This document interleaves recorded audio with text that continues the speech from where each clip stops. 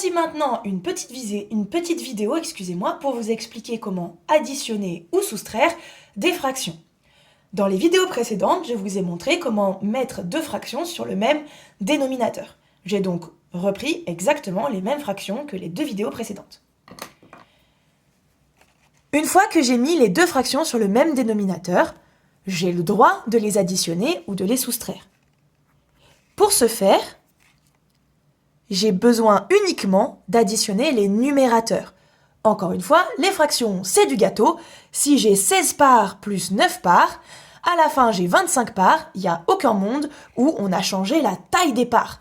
D'accord ? Si je découpe un gâteau et que je vous donne successivement 16 parts de ce gâteau, puis 9 parts de ce gâteau, j'ai jamais découpé le gâteau. D'accord ? Je vous ai juste donné des parts. Donc, vous m'écrivez 25 là-haut, mais attention, 120 ici. Et ensuite, on n'oublie pas qu'on adore simplifier par ici, donc cette fraction, on la laisse pas comme ça, c'est quand même très triste. Hop, on redécompose 25 et 120, et puis on va simplifier. 25, c'est très simple. 120, ça va prendre un peu plus de temps, mais ça se fait très très bien aussi.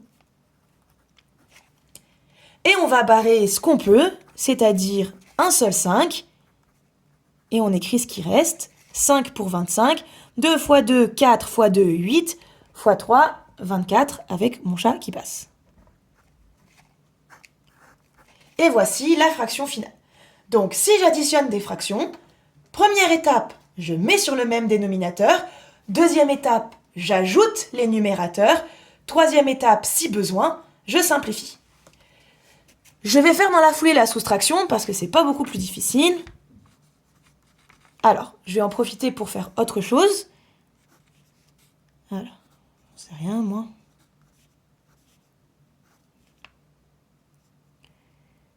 Alors. Voilà, par exemple. Donc, ici, je vous donne deux fractions. Il n'y en a qu'une seule à modifier. J'ignore si vous le voyez, mais 24,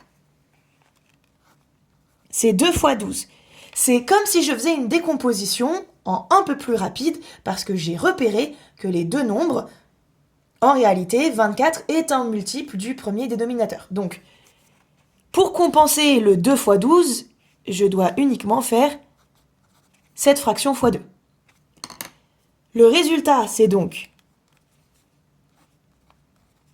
14 sur 24 moins 25 sur 24. Alors, c'est exactement le même principe que l'addition, c'est-à-dire que je vais soustraire les numérateurs.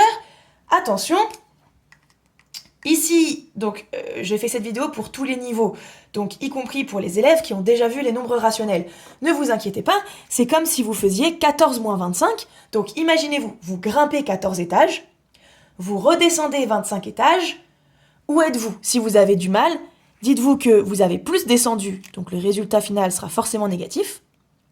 Il vous suffit de faire 25 moins 14, parce que c'est ça la différence entre ces deux nombres.